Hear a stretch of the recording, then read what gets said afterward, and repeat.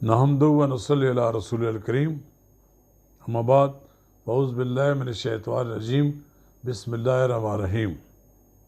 अस्सलाम वालेकुम। अगर आपने मेरा यूट्यूब चैनल सब्सक्राइब नहीं किया तो बराए करम इसे फौरी तौर पर सब्सक्राइब करें, लाइक करें और अहबाब के साथ शेयर करें ताकि जब हम वीडियो लोड करें तो सबसे पहले आपके पास पहुँचे। नाज़रीन कराम, अभी थोड़ी देर पहले इलेक्शन कमीशन ऑफ पाकिस्तान ने एक प्रेस रिलीज जारी किया है जिसमें इलेक्शन कमीशन ऑफ पाकिस्तान ने ये कहा है कि सेनेट के इलेक्शन पुराने तरीक़ाकार के तहत कराए जाएंगे। सेनेट के इंतखाबात खुफिया राय शुमारी के ज़रिए कराए जाएंगे और ये भी कहा है कि वक्त कम होने के बायस पुराने तरीक़ाकार के तहत ही इलेक्शन कराए जाएंगे। ये है इलेक्शन कमीशन ऑफ पाकिस्तान का एलामिया। इससे कबल हुकूमत ये दावे कर रही थी कि वो सुप्रीम कोर्ट से जो कुछ हासिल करना चाहती थी वो हासिल हो गया है। उनका ख्याल ये था कि हर वोट निशान ज़दा होगी या उसकी काउंटर स्लिप पर कोई ऐसी निशानी होगी जिससे ये पता लग सके कल कि इस शख्स ने वोट किसको डाला है। इलेक्शन कमीशन ऑफ पाकिस्तान जैसा कि पहले ही सुप्रीम कोर्ट में ये अपने मौक़िफ़ पर डट गया था, वो अपने मौक़िफ़ से इलेक्शन कमीशन पीछे हटने के लिए तैयार नहीं हुआ। इलेक्शन कमीशन ने वाज़ेह तौर पर कह दिया कि आइन के आर्टिकल 226 के तहत वो इलेक्शन खुफिया तौर पर कराएंगे। कल सुप्रीम कोर्ट का डिसीजन आया तो हुकूमत अपनी मर्ज़ी की उसकी इंटरप्रिटेशन करती रही। वो ऐसे लगता है जैसे कि हुकूमत भी विन विन है और अपोजिशन भी विन विन है, लेकिन ऐसा नहीं है।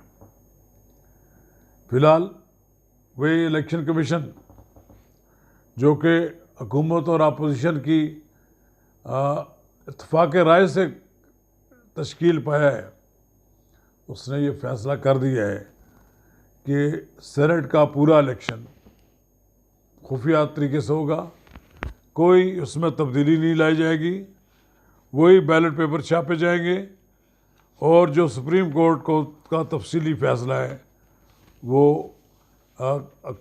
इलेक्शन कमीशन को मौसूल हो गया है। अब इस वक्त सेनेट की 37 नशस्तों पर इंतखाब होगा जिसके लिए 78 उम्मीदवारों में मुकाबला होगा। खैबर पख्तूनख्वा में 12 नशस्तों पर 25, बलूचिस्तान में 12 नशस्तों पर 32, सिंध में 11 नशस्तों पर 17 और इस्लामाबाद में 2 नशस्तों पर 4 उम्मीदवारों के दरमियान मुकाबला होगा। पंजाब से पहले ही 11 सेनेटर्स बिला मुकाबला मुंतखब हो चुके हैं। कौमी असम्बली सिंध, बलूचिस्तान और खैबर असम्बली में पोलिंग का अमल 3 मार्च को 9 बजे से सुबह शाम तक जारी रहेगा और तयशुदा फार्मूले के तहत जनरल नशस्तों के इंतखाबात में सिंध असम्बली से 24 वोट लेने वाले उम्मीदवार को कामयाब करार दिया जाएगा। खैबर पख्तूनख्वा से असम्बली से सेनेट की जनरल नशस्तों के लिए 18 वोट और बलूचिस्तान असम्बली से सेनेट की जनरल नशस्तों पर उम्मीदवार को कामयाबी के लिए 9 वोट हासिल करना ज़रूरी है। कौमी असम्बली में अक्सरती वोट लेने वाला उम्मीदवार कामयाब हो जाएगा। सबसे दिलचस्प मुकाबला इस्लामाबाद से जनरल नशस्त पर PDM के मुश्तरका उम्मीदवार सैयद यूसुफ रज़ा गिलानी और तहरीक इंसाफ के उम्मीदवार अब्दुल हफीज़ शेख के दरमियान है। अब्दुल हफीज़ शेख के बारे में तो ये कहा जाता है कि ये IMF के उम्मीदवार हैं और यही उनकी सबसे बड़ी कमज़ोरी है और उनकी विकेट जो है उड़ने का डर है कि कोई पता नहीं कि कौमी असम्बली के अरकान की अक्सरियत IMF के नामज़द करदा उम्मीदवार को मुस्तरद कर दें, नाकाम कर दें। बहरहाल हुकूमत के लिए बड़ी मुश्किलात हैं। आज की इतलात ये हैं कि वज़ीर आज़म ग्रुपों की सूरत में अरकान असम्बली से मिल रहे हैं, नाराज़ अरकान असम्बली से मिल रहे हैं और उन लोगों से भी मिल रहे हैं जिनके बारे में शक है कि वो पार्टी की क़यादत के साथ इख्तलाफात रखते हैं, नाखुश हैं। यही वजह है कि वज़ीर आला पंजाब को भी वहाँ बिठाया गया है। उनके डेवलपमेंट के प्रोग्राम, उनके तरक्याती मनसूबे, उनके और मसाइल, दीगर मसाइल, तरक्कियाँ, तबादले, सब कुछ उनकी मर्ज़ी के तहत करने के अहकामात जारी किए जा रहे हैं। हुकूमत शायद 2.5 साल में इतनी मुश्किल सूरत हाल से दो चार ना हो जितनी वो इस वक्त सेनेट के इलेक्शन में दो चार है।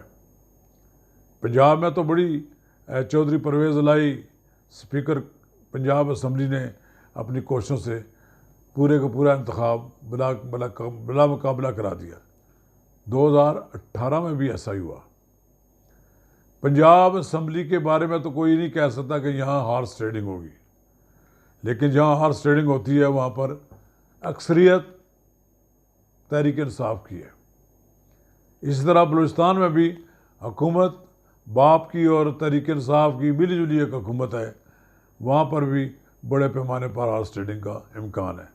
रही बात सिंध असम्बली में पीपल्स पार्टी का पलड़ा भारी है, इसलिए ज़्यादा उम्मीदवार वहाँ से पीपल्स पार्टी के मुंतखब होंगे। बहरहाल ये इंतखाब पाकिस्तान की सियासत पर असरअंदाज होगा। सेनेट की हैयत तरकीबी तब्दील हो जाएगी। सेनेट जहाँ पर पिछले 2.5 साल से तहरीक इंसाफ की हुकूमत तहरीक इंसाफ की हुकूमत का इत्तेहाद अक़लियत में था, अब शायद 2-4 वोटों से वो अक्सरियत में हो जाए।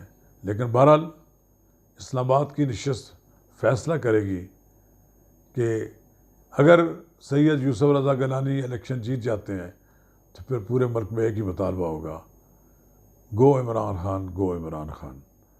अपोजिशन ये मुतालबा करेगी। इससे बचने के लिए तहरीक इंसाफ के चेयरमैन और वज़ीर आज़म इमरान खान ज़ाती सतह पर पूरी कोशिशें कर रहे हैं और वो अब्दुल हफीज़ शेख को कामयाब कराने के लिए एड़ी चोटी का ज़ोर लगा रहे हैं। अब देखते हैं इलेक्शन का क्या रिज़ल्ट आता है। शुक्रिया।